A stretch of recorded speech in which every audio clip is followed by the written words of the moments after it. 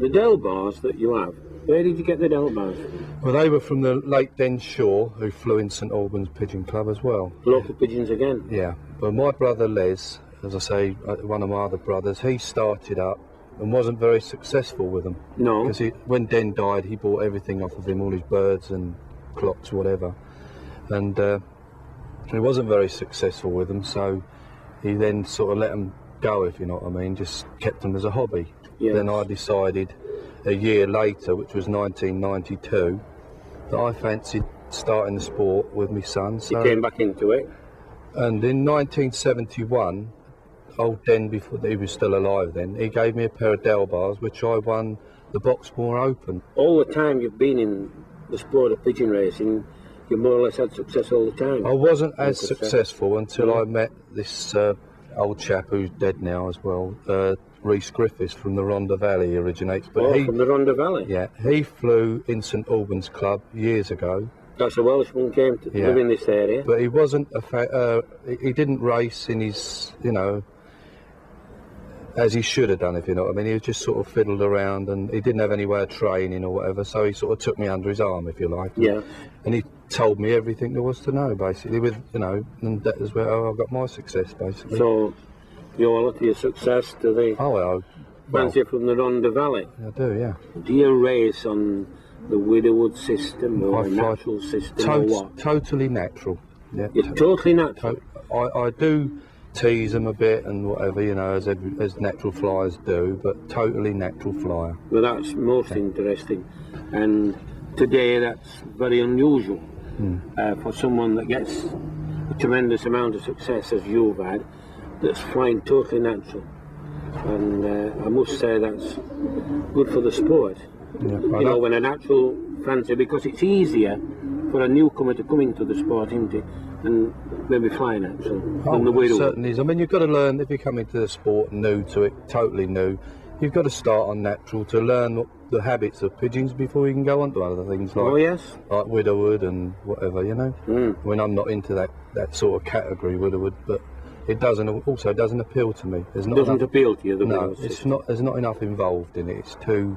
You don't get enough out of it, maybe, is that it? No, I like to play with the birds and get little things out of them, you know, tease them and whatever. Natural racing, to a lot of newcomers in the sport now, is something they don't know about, because pigeon racing today seems dominantly widowed racing. That's right. Maybe roundabout racing as well, and they forgot the basics. That's right. Well, the basics is watching the habits of each and individual bird and being on top of the situation. If you've got a bird and you notice it's keen to an egg or a baby or whatever it might be keen to, the cock, or vice versa, the cock keen to the hen or whatever, then you make a note of it, which I make a note of everything, and you stick with it on that with that good particular records. bird. Oh yeah, totally. Your wife keeps the records, I understand, isn't it? But I make notes, she makes, you know, she writes them out. She duplicates it out, so it goes into a final record. That's right. As such. So maybe you could explain to me from, we'll say the Blackpool show, that time of the year, which is the third week in January, when you'd pair the pigeons up, would you treat the pigeons, etc., go through the season, right through to the young bird maybe? Well, I start off normally a day or two after Christmas. A day or two after Christmas? Yeah. So I've jumped the gun a little bit then. I start, saying 3 weeks after. Yeah.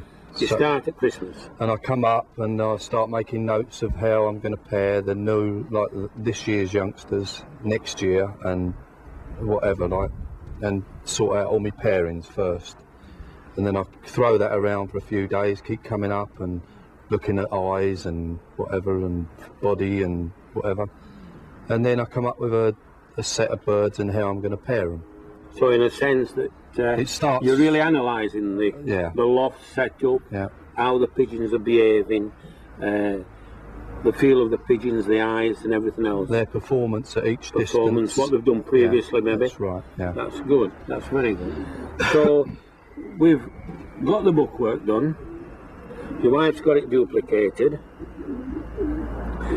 When would you pair these pigeons up? Do you do some treatments before you pair them? Well, I normally treat them for worms, canker and the normal, you know, whatever, I treat them for respiratory or check them for respiratory. Not always treat them, but I always check them for And respiratory. how do you check the pigeon then? I listen to its breathing. You listen to its breathing? Listen to its body to hear for any sort of like crackling noises or whatever. If I can't hear the nice quiet heartbeat, then I know there's some interference because You want a steady heartbeat? That's what you're looking for, yeah. a steady heartbeat? Yeah, that's right.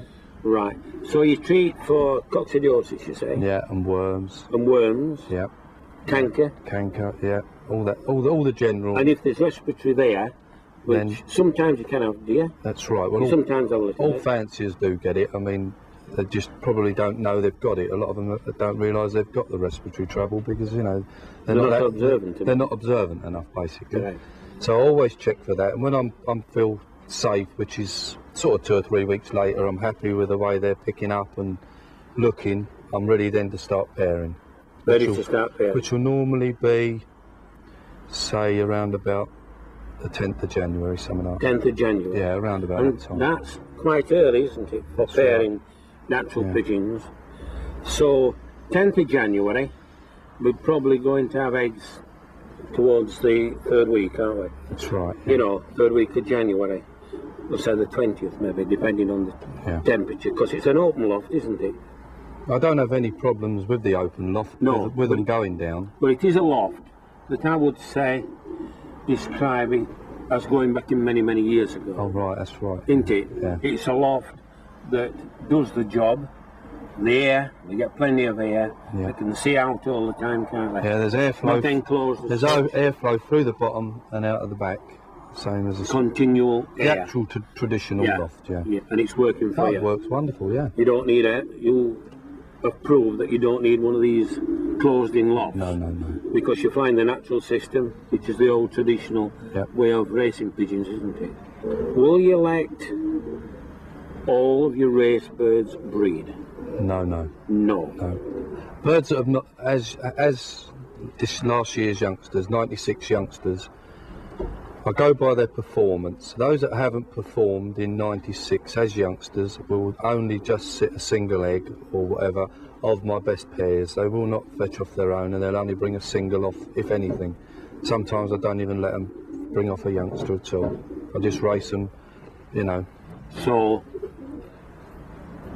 all your pigeons, youngsters that you're going to race, from when you started to this year to next year, any youngsters that's here will have come out of performance pigeons. Oh, definitely, yes. Performance pigeons. And do you feel that it's necessary for your race birds to have brought up a youngster? Is it necessary get performance out of it? Not as a yearling, because I believe a yearling is still growing and it needs time to sort of become an adult, if you like. You know? Mature. Yeah, They need mature. Yeah, time to whatever. mature. Yeah. So Yes. they don't necessarily need to breed in their first year for me. You know, I'm quite prepared to let them sit on the shelf for 12 months and You take it steady. yeah. So then we've got pigeons, performance pigeons that's breeding, and your pigeons of unknown quality until they're proven they won't breed. That's right. No way. No. Right.